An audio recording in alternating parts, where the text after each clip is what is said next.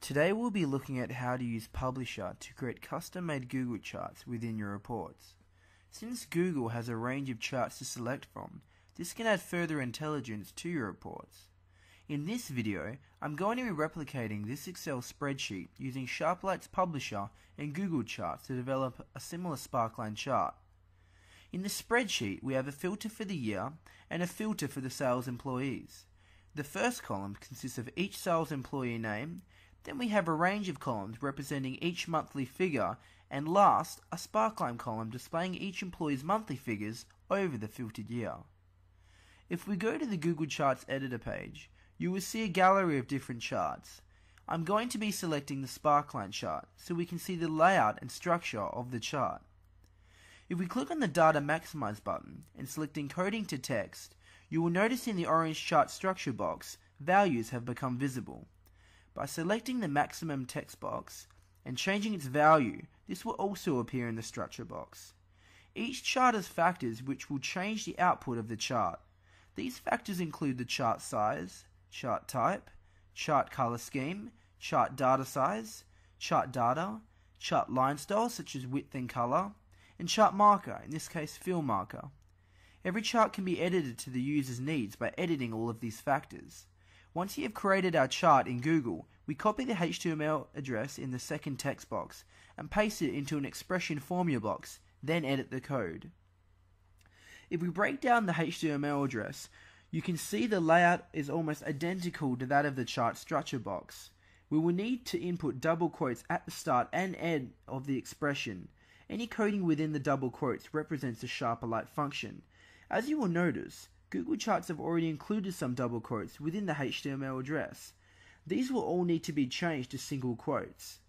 Once we are happy with our expression, we will need to change the data type to HTML.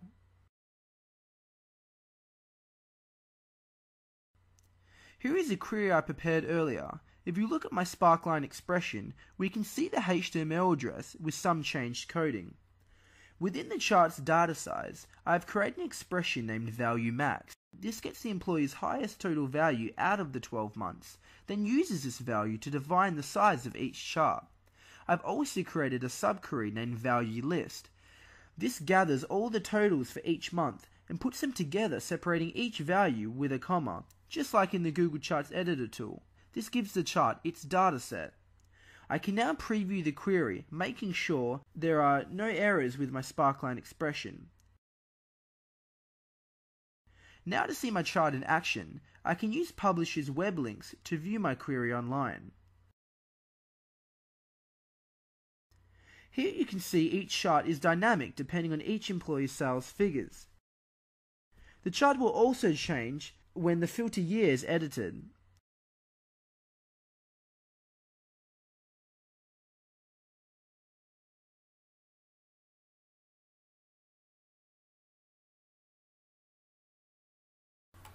I'm now going to create a more basic chart defining each employee's monthly totals for the last 3 months of the filtered date.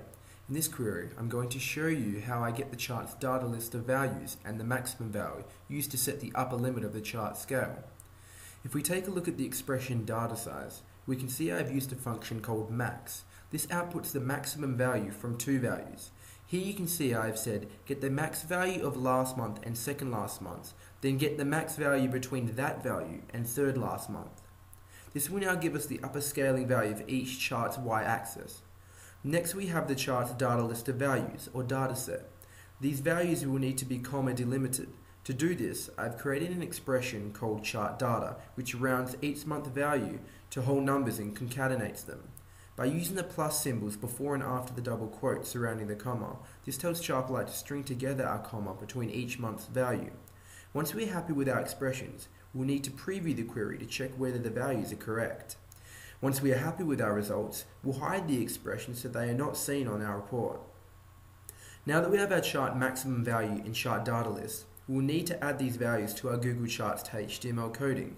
Within our chart expression, after the first comma in our data size range, we need to include double quotes. This is because we're accessing information from Sharperlight which is outside of the HTML code. Inside the double quotes, we'll be using the plus symbols around our chart data size expression, as these will concatenate the value to the code. The same process is used for our data list, only the double quotes start after the chart data colon. Once again, we can preview the result to see if the chart expression is working or not. After this is done, we can view the chart image online through publishers' web links.